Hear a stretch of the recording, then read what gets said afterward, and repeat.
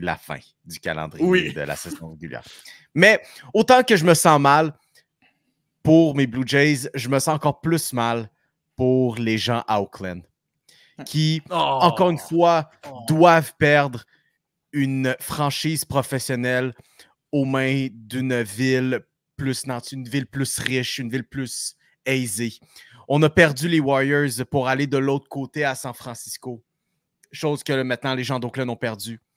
Les gens d'Oakland ont perdu les Raiders. Tu sais, l'identité des Raiders était tellement propre à Oakland, au nord de la Californie, à cette partie justement de cette communauté, comment je pourrais dire ça, cette communauté plus tissée d'Oakland.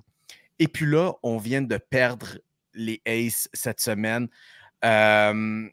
pour, encore une fois, le côté Las Vegas. Tu sais, tu passes d'un marché, comme j'ai écrit avec les Raiders, les gars, là, très gritty, OK? On est fiers, on travaille fort pour le marché de Las Vegas qui est un marché événementiel. C'est pas un... Tu sais, je disais ça un peu aussi avec le hockey aussi, là, mais tu sais, le hockey, oui, on parle de 82 fois par saison. Est-ce qu'on croit vraiment que les Aces seront capables... Puis là, tu sais, je sais, c'est dans 2 ans, là, on va quand même être à Sacramento entre-temps, mais tout ça dans le but final d'aller à Las Vegas. Est-ce qu'on croit vraiment en la possibilité d'établir une base de partisans constante pour 162, bon, mettons, on va dire 82 soirs d'une saison à Las Vegas? Moi, j'ai été jusqu'à la dernière seconde que les Golden Knights de Vegas sont arrivés dans la Ligue nationale. J'étais le gars le plus sceptique sur la planète jusqu'à temps que les Golden Knights me prouvent que Las Vegas est un vrai marché de sport potable. Mais en même temps, tu regardes du côté de Los Angeles, la NFL n'a jamais été capable. La almighty puissante NFL n'a jamais été capable de percer Los Angeles. La semaine passée, c'était quoi? C'était les 49ers puis les Rams qui jouaient contre à SoFi Stadium. Le stade était rouge. Il n'y avait aucune once de bleu dans les estrades. Et là, tu te dis, ça peut être un bord ou de l'autre. J'ai envie de croire à Las Vegas pour le baseball. Je me dis que si New York est capable... Bon, OK, Las Vegas n'est pas New York en tant que tel, mais New York a 2 équipes quasiment dans toutes les ligues qui peuvent se faire, puis ils réussissent à bien faire de ce côté-là. Mais Oakland est parti, certes, mais ce qu'on retiendra, c'est comment ils sont partis. Parce que John Fisher et les 29 autres propriétaires du baseball majeur ont le sang de Oakland dans les mains parce que tout le monde est complice là-dedans. Et je vais reprendre ce que Jeff Passan a tweeté cette semaine. Laissez pas les propriétaires essayer de spin de ce départ-là pour essayer d'amadouer ça. Non. Les propriétaires n'avaient aucune envie de rester à Oakland et n'ont aucune sympathie pour le partisan de baseball. Moi, je regardais ça cette semaine, surtout le dernier match au Colisée d'Oakland. Puis je voyais sur les médias sociaux des edits du match du dernier out sur la musique de fond de Moneyball. Ouf! Man! Puis ça m'a hit dans les sentiments. C'est la même histoire que quand les Expos sont partis. C'est juste un marché qui ne pouvait pas survivre dans le baseball. Puis c'est tout le monde... Tu sais, j'ai mon haut du cam, là, je vais sortir cette cassette-là, mais ce sont les gens en cravate, ce sont les multimilliardaires qui n'ont jamais mis les pieds dans ces communautés-là parce que, comme quoi, il n'y a pas de l'argent à faire. Ils s'en calissent de la culture qu'on va établir ou qu'on a établie au baseball ou dans les autres sports. C'est juste où les signes de dollars ils sont, puis c'est juste là où ils sont et ils ne pensent qu'à ça. Puis je vais rebondir un peu là-dessus. Tu disais, est-ce qu'on va être capable de s'établir et d'aller chercher ça à Vegas? Peut-être qu'on va être capable. Peut-être qu'on va y arriver, mais il y a une histoire à Oakland. Il y a une communauté qui était là, puis c'est terrible qu'on enlève cette équipe-là à une communauté qui est... C'est une troisième équipe qu'on leur enlève. Ouais, puis je veux rien entendre de les fans ne se présentaient pas. La façon que les fans étaient traités, là, ça aurait été scandaleux qu'on continue à se présenter. C'est épouvantable à quel point les fans d'Oakland... Un minimum d'investissement aurait fait une christie de grosse différence. Et je parle pas seulement du produit sur le terrain, mais je parle aussi des installations dans lesquelles vous installez les partisans avec des bancs qui tombent en ruine. C'est ridicule. Le stade est en train de tomber en ruine. Puis quand John Fisher a acheté l'équipe, Eric Chavez était le plus gros contrat. Ça avait été signé dans les années 90, peut-être début des années 2000, je ne me souviens plus exactement. C'était le plus gros contrat qui avait été signé dans l'histoire des A's d'Oakland pour un joueur autonome. C'est encore, aujourd'hui, le plus gros contrat qui a jamais été signé. Il n'a jamais investi dans cette équipe-là. Chaque fois qu'un joueur était dû pour être payé, il l'échangeait. Puis c'est tellement dommage. Puis les A's d'Oakland, c'est pas une équipe insignifiante dans l'histoire du baseball. C'est une grande équipe. Ça a eu des grands joueurs, ça a eu un grand passé et tout. C'est terrible qu'on leur retire ça. Puis, tu sais quoi, peut-être qu'on va créer une communauté à Vegas, mais ce sera jamais la communauté. Oh, ça va tellement être artificiel. Je suis désolé. C'est ça, ça va être beaucoup plus artificiel que ce qu'on a. C'est un super bon mot. C'est tellement. Il y avait un lien entre les A's et la communauté d'Oakland qui était tellement fort. Puis le fait qu'on l'ait.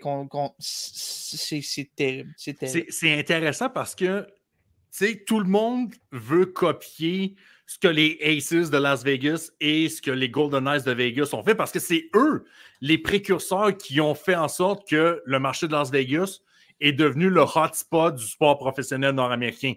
Ces deux histoires à succès-là ont fait en sorte que tout le monde voulait aller à Las Vegas. Par contre, les Aces, et peut-être ça je me trompe là-dessus, est une équipe d'expansion. Les Golden Knights de Vegas sont une équipe d'expansion. Ça, tu peux créer organiquement une base de partisans. Puis ça, c'est fait. Ils l'ont. C'est peut-être ça qui va faire en sorte que soit ça va devenir comme les Golden Knights de Vegas ou ça va devenir comme les Rams de Los Angeles. Si les gens vont sentir cette authenticité-là, c'est ça qui va faire en sorte que ça va marcher. Là, c'est un déménagement. J'ai hâte de voir ce que la réponse des gens, parce que je pense que ça va être ça le point de douleur. À date, les Raiders, ça semble marcher pour l'instant. En tout cas. Mais encore une fois, Pop, tu sais, Las Vegas, c'est de l'événementiel. Tu vas compétitionner en même temps qu'un début de saison de la NFL. Tu vas compétitionner avec tous ces autres événements-là. Tu vas compétitionner avec la WNBA, avec l'une des meilleures équipes du circuit. Tu sais, tu peux te présenter, mettons, grosso modo, à 8 matchs pendant une saison de football.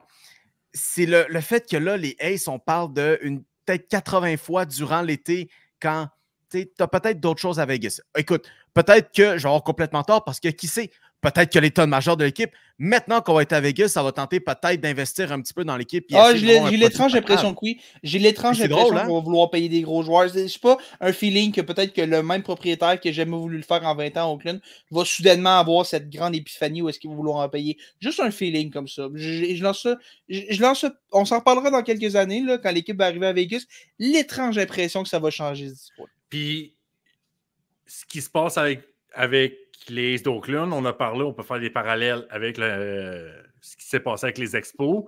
Il ne faut pas oublier aussi qu'il y a quelques années, les Alouettes aussi étaient en danger de peut-être... OK, il y avait peut-être aussi la CFL au grand complet qui est en danger d'extinction. Le CF Montréal est en danger aussi en ce moment. Puis, voulez-vous une autre affaire qu'on ne parle pas assez souvent apparemment de John Fisher? Premièrement, John Fisher, c'est le fils héritier de Gap. C'est ses parents qui ont créé Gap. Fait que je pense que ce gars-là n'a pas tant besoin d'argent dans la vie. Et deuxième chose, les Earthquakes de San Jose dans la MLS sont aussi la propriété de John Fisher. Et je ne sais pas, peut-être les plus férus de la MLS vont peut-être savoir, mais prenez 2 secondes et allez voir le pouls de la population de San Jose par rapport à son équipe de soccer. C'est l'émeute. Si on pense que Joey Saputo, en ce moment, est un ennemi public numéro 1 à Montréal, allez voir ce qui se passe des Earthquakes de San Jose. C'est exactement la même chose et encore pire. On a eu des années de gloire avec Chris Wondolowski et depuis ce temps-là, c'est bas fond de classement et Dieu merci que les investissements ne sont pas là. Il ne faut pas oublier aussi les White Sox de Chicago qui viennent de survivre à la pire saison officiellement la pire saison de l'histoire du baseball moderne. Et Jerry Rosendorf, qui est l'homme d'affaires sportif le plus chanceux de l'histoire de l'humanité parce que sa carrière dépend juste du fait que les Trail Blazers de Portland n'ont pas sélectionné Michael Jordan au 2e rang en 1984. Ce gars-là vise Nashville. C'est écrit dans les médias, ce gars-là vise Nashville et on est en train de mettre la même recette que les Aces et les Expos en 2004. On est en train de démonter la culture du baseball. qui, parmi les 4 grands sports nord-américains, est la culture la plus ancrée, la culture la plus conservatrice, la plus fière de ses racines, puis d'où elle provient. Puis on est en ce moment en train de détruire ça au profit de vouloir créer artificiellement une nouvelle culture. La culture ne se crée pas par un comité, la culture ne se crée pas par un déménagement dans une autre ville préétablie. C'est quelque chose qui doit être naturel, c'est quelque chose qui doit se faire tout seul. Puis en ce moment, on est en train de détruire ce produit-là. Ouais, complètement d'accord. C'est sur cette montée de lait qu'on souhaite le bienvenu à la triple menace. Mais ça pour dire... les gars, ça fait du bien. Ça fait du bien. Ça fait du bien. Ben, c'est juste... Ça reste terrible de voir ce qui se passe à Oakland. Puis, tu sais, on parle déjà de Vegas. C'est parce qu'on s'en calisse tellement du déménagement à Sacramento parce que c'est temporaire. C'est parce qu'on sait c'est quoi le but final. Fait on parlera des Aces l'année prochaine, de Sacramento, de Las Vegas. Je ne sais même pas comment on va les qualifier l'année prochaine parce qu'on n'a même pas pensé à ça parce qu'on est déjà du côté de Las Vegas. Moi, je te jure que si les Aces changent leur couleur une fois rendus à Las Vegas, oh mon Dieu. Je me rends sur place et j'explose un nouveau stade par moi-même. Vous l'avez entendu ici en première. Les Aces d'Oakland ont tellement les meilleures couleurs du baseball majeur et leurs gilets fond vert avec des brodures de jaune là-dessus. Un peu old school, meilleur jersey de l'histoire du baseball. Meilleur jersey. Si ça peut te rassurer un petit peu, la palette de couleurs, OK, là, je suis daltonien, là, mind you, là, mais la palette de couleurs semble, et je dis bien semble, similaire à celle des Golden Knights. Il n'y a pas de vert. C'est le même pas de vert. Les Golden Knights n'ont pas du vert. Ils n'ont pas un jersey avec du vert, les Golden Knights. Ben non. Ben non. Non, mais je veux dire, je sais qu'il y a du... Ah, niaise-moi sur le casque. T'as du vert, Félix. Félix, je suis désolé, il y a du vert. Non, il n'y a pas de vert. Les Golden Knights n'ont pas de vert. Ben non. C'est quoi si c'est pas du vert? C'est or, c'est jaune or, là, tu sais. Ouais, il y a ça, mais je veux dire, le chandail à domicile, là, il crée sa majorité. Le casque est gris. Le casque n'est pas juste gris. Non, mais je parle pas du casque, je parle de l'uniforme, le chandail. Ah, il est gris. Gris, doré, puis... Ben là, c'est pas gris. Ben oui, c'est gris. Là, les gars, niaisez. Hey, ok, je sais que je suis daltonien, mais je suis pas cave non plus, là. Non, Mino, il n'y a pas de vert. Je suis désolé de la faire, mais il n'y a pas de vert. Hey, peut-être qu'il y a un troisième gilet qui m'échappe, là. Non, mais les uniformes réguliers, ils n'ont pas de vert à Las Vegas. Non, il n'y a pas... Le premier uniforme, c'était quoi? C'est ça. C'était gris puis c'était or. Il n'a pas changé, c'est toujours le même, là. Hey, c'est pas gris, ça. C'est pas genre quoi, gris pigeon? Ben, non, c'est gris. C'est... Voyons que je me style sur c'est quoi du gris. Il est gris, le chandail des Golden Knights. I'll stand on this block for a long time. si tu vois du vert et tu veux croire que c'est du vert, on va respecter ça. Ouais, parce que dans le fond, il n'y a pas qu'une seule réalité, mais chacun a sa propre réalité. Tu le saurais si tu allais à l'UQAM. C'est notion de cours.